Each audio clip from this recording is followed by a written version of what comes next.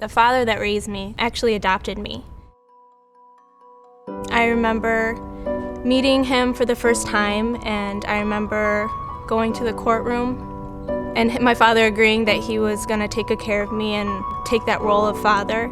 My biological father actually chose some things over my mom and I, and so we were kind of left alone, and my mom decided to pack us up and move to Lima.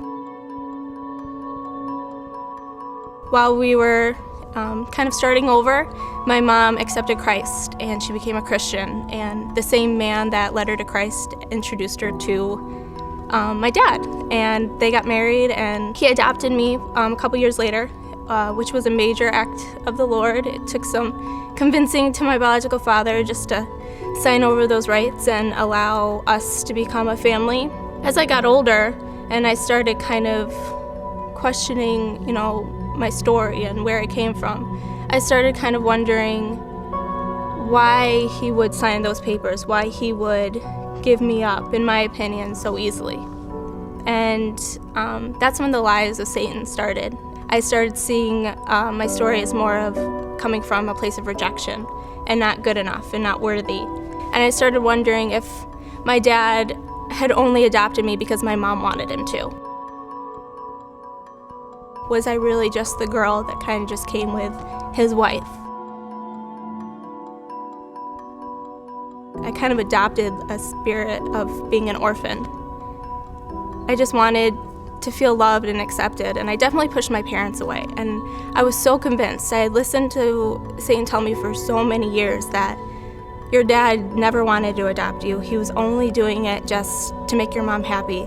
But I just kept pushing them further and further away, just trying to push any button I can push just to get my dad to admit what I thought was true. And he never did that, and I was definitely left in a place after running for so long where I was just alone and even more hurt and confused, and I definitely realized my need for God.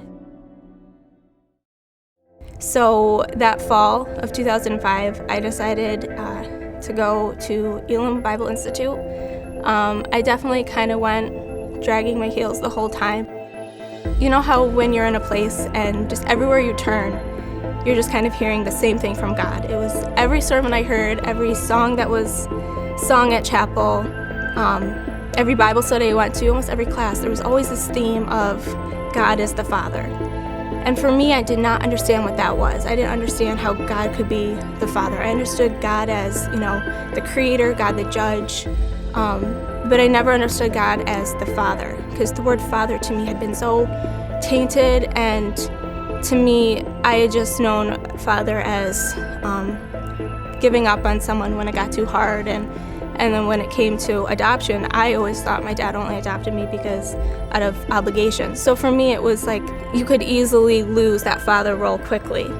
So I remember one day I was just praying and kind of asking God just to take all this hurt away. And I remember him telling me that he didn't want to take it away, he wanted me to go through it. I kind of realized at that point that it wasn't so hard for me to accept him as being God the Father, but it was harder for me to accept that I was his daughter. And I allowed him just to kind of take me through that process. And he showed me that when I was alone, he was really there for me. When I put myself in dangerous situations, he was protecting me. And he showed me that he wasn't allowing my biological father to sign up his rights just so I could feel hurt, but it was because I didn't deserve that life. He wanted me to have the best representation of who he is as a heavenly father and my earthly father.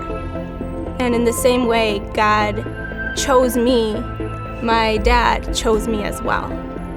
And that's when I just started to really heal from all that, and that relationship with my dad was restored.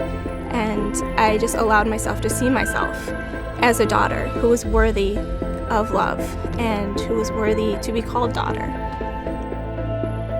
I just see my life so much differently. I'm such a believer that God can take ashes and turn them into beauty, that God can take really bad situations and turn them into good situations, because that's the story of my life. And I see it now. I see it when I look at pictures of my dad walking me down the aisle, and I see it in my parents' marriage, and I see it in my marriage, and I especially see it in my daughter. I'm so thankful that God is a good father, and He wants good things for His children. My name's Taryn Thorpe, and I am second.